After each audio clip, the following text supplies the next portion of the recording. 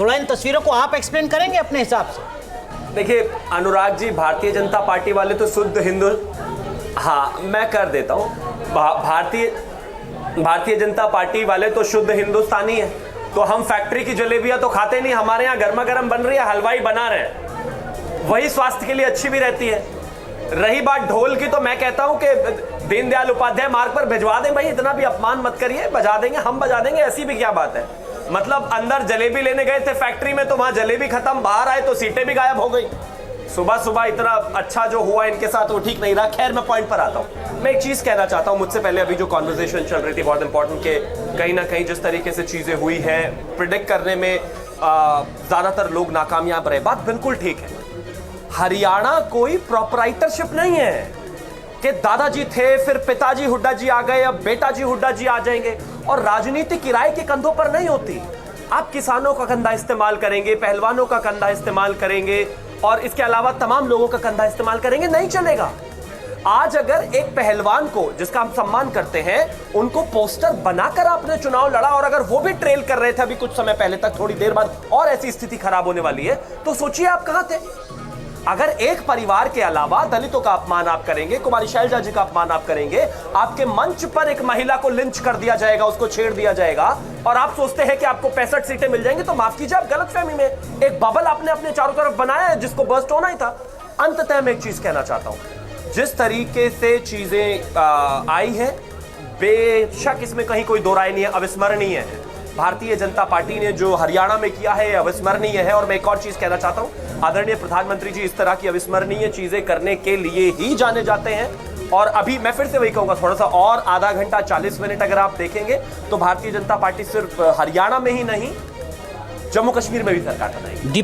दीपक झा साहब, शिवम त्यागी कह रहे हैं कि ढोल नगाड़ा भिजवा दीजिए बीजेपी के दफ्तर में, और इसी से जुड़ी बात यह कि ये जो ढोल नगाड़ा रखा हुआ है कांग्रेस पार्टी के मुख्यालय में, क्या इसका दोष ईवीएम पर तो नहीं डालेगी पार्टी?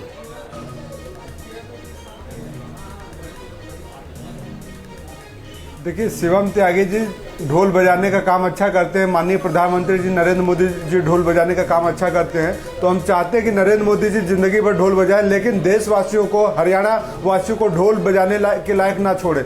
कम से कम देश में लोगों को रोजगार दें, नौकरी दें, उसमें तो ये बात करते नहीं है। हम सनातनी हैं, हम हिंदुस्तानी हैं। शिवम त्यागी जी इधर उधर की सारी बातें कर लेंगे, लेकिन हरियाणा की बेटियों की बात करेंगे। इन्होंने उसको मंत्री बनाया था संदीप सिंह को, संदीप सिंह के ऊपर बलात्कार के आरोप थे, उसको इन्होंने इस बार देखा किस तरीके से पार्टी से आउटलाइन कर दिया। तो बलात्कारियों को, भ्रष्टाचारियों को भाजपा टिकट देती है, तो सारे के सारे तंत्र इनके पास हैं। ये तो मैं और आप सभी करें, लेकिन अभी एक स्टेटमेंट की अभी जरूरत है आज की तारीख में। और अगर आप ये कह रहे हैं तो क्या ये माने कि ये हार के बाद की हताशा है? ढोल बजेगा जवानों का, आपने एक्सेप्ट कर लिया बेटियों का? शिवम आ रहे हैं ये हताश आपने मान लिया कि चुनाव रिजल्ट घोषित हो चुके हैं क्या? आपने मान लिया कि रिजल्ट आ गए हैं क्या? अभी तो मैं आपको रोक रहा हूं एक बार, दीपक मैं रोक रहा हूं। भूपेंद्र सिंह हुड्डा इस वक्त नजर आ रहे हैं। अच्छा, इस पे एक समीक्षा मैं चाहता हूं, मनु सर आप और एनके सिंह सर करें। थोड़ी देर पहले जो हमने इनकी बॉडी लैंग्वेज देखी थी, अभी ये जो बॉडी लैंग्वेज दिख रही है, फासला लग रहा है? क्या कह रहा है आपका अनुभव? इसलिए मैं आसमान का अंतर है। उस समय आप देखिए, उस समय तेवर और बुलंदी और सत्ता पाने का जो एक वो होता है गुरूर, वो साफ दिखाई दे रहा था। इस समय तो काफ़ी जैसे निचुड़े से लग रहे हैं, बिल्कुल ढीले से लग रहे हैं। तो मुझे लगता है कि शायद उनको भी ये एहसास हो गया है। बहरहाल उनको वेट करना चाहिए, पॉलिटिक्स में कभी भी एंड नहीं होता, तो वेट करना चाहिए और हम सबको करना चाहिए। लेकिन 48-36 कॉन्फिडेंस जो होना चाहिए था हुड्डा के चेहरे पर, वो नहीं दिख रहा है सर इस टैली के बाद। मनोज सर, हाँ वो भी नहीं है। और आप देखिए तो जो परसेंटेज ऑफ वोट, ये दो तस्वीरें सर। पहली तस्वीर कुछ देर पहले की जब वो मीडिया से मुखातिब हो रहे थे, देखिए कितने कॉन्फिडेंस और एग्रेशन के साथ हैं, और ये तस्वीर दूसरी है 9 बजे और 11 बजे। आप देखिए कि 2 घंटे में ही कैसा उनके कॉन्फिडेंस में जो चेंज है वो दिखता है। और देखिए अनुराग, ऐसा है कि दोनों का वोट परसेंटेज देखें, आपको ध्यान है पहले जिस समय हमने देखा था कि 5% दोनों के वोट में अंतर था कांग्रेस के और बीजेपी में, वो अब घटते 1% के करीब रह गए। 1% पे आ गया। 1% से भी कम हो गया। शिवम त्यागी, ईमानदारी से बताइएगा, क्या वाकई आप आश्वस्त थे कि हरियाणा में इस तरीके की टैली आएगी? अब आप बता सकते हैं ईमानदारी से, और अगर हाँ तो उसके पीछे की वजह क्या थी? आपको अपना मुख्यमंत्री बदलना पड़ा, किसानों की नाराजगी आपने झेली, 2019 के मुकाबले 2024 के लोकसभा चुनाव में आपकी वहां पर हार हुई, आप 10 से 5 सीटों पर सिमट गए थे, वोट प्रतिशत लगभग बराबर हो गया था, फिर जीत के लिए आश्वस्त अगर थे तो उसकी वजह क्या थी? शिवम त्यागी। देखिए, एक चीज मैं कहना चाहता हूं, इस तरह के लगातार प्रदर्शनों के बाद भारतीय जनता पार्टी जिस भी राज्य में चुनाव में गई या केंद्र में चुनाव में गई, चुनाव जीती। पंजाब को छोड़कर मैं एग्जांपल देता हूं, उत्तर प्रदेश में जब हम 2022 में चुनाव में गए तो वहां पर ऑलरेडी प्रदर्शन 1 साल से ज्यादा लगातार चला रहा। चलने के साथ साथ नेशनल हाईवे बंद रहा और लगातार प्रदर्शन किया गया। देश में एक छवि बनाने की कोशिश की गई कि भारतीय जनता पार्टी के किसान खिलाफ है, लेकिन जब रिजल्ट आया तो विषय पूरा दूसरा था। आज के जमाने में जब एक बिना हुए विषय को आप विषय बनाने की कोशिश करते हैं और उसको पोर्ट्रे करते हैं जनता के सामने, तो माफ कीजिए, जनता समझती है। उसी तरह से 2024 में तमाम तरह के अलग अलग क्रियाकलाप करने की कोशिश हुई, लेकिन अंततः रिजल्ट सबके सामने है। हाँ, हमें सीटों का नुकसान हुआ। अब पंजाब, अब हरियाणा पर आइए। आप जानते हैं किस तरह की स्थितियां हुई, आप जानते हैं किस तरीके से खिलाड़ियों को लेकर जो है एक प्रोपेगेंडा गढ़ने की कोशिश हुई। हिंदुस्तान में मैं आपको चैलेंज के साथ कह सकता हूं कि अगर कोई एक प्रधानमंत्री आप मुझे ऐसे दिखा दें कि जो गेम्स में, खेलों में, ओलंपिक से लेकर क्रिकेट तक इतना इंडल्ज होते हो, कोई प्रधानमंत्री नहीं है। तो वो जो तस्वीरें न्यूज नेशन पर चलती हैं आदरणीय प्रधानमंत्री जी की ओलंपियंस के साथ और बाकी सब खिलाड़ियों के साथ, क्या वो कहीं गांव में बैठी हुई महिला, बच्ची, बेटी नहीं देखती क्या? उसको नहीं पता कि पैरेलल जो वो जो एक माहौल बनाने की कोशिश कर रहे हैं वो बिल्कुल गलत है।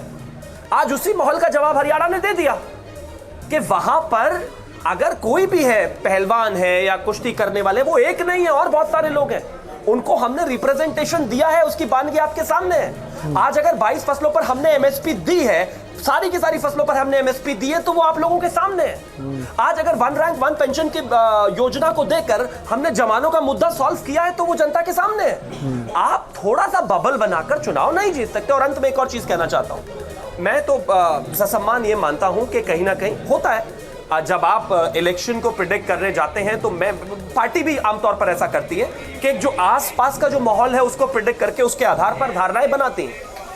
लेकिन हिंदुस्तान का voter over the period of time इतना मैच्योर हुआ है कि कहीं ना कहीं जो पिछले रिजल्ट और आज जो रिजल्ट आया है, इसको ये बताता है कि अब मैच्योरनेस लेवल जो है ज्यादा बढ़ा है। मैं एग्जांपल देता हूं, मध्य प्रदेश में लगातार कहा गया कि भारतीय जनता पार्टी की स्थिति ठीक नहीं है, हमने रिजल्ट्स देखे।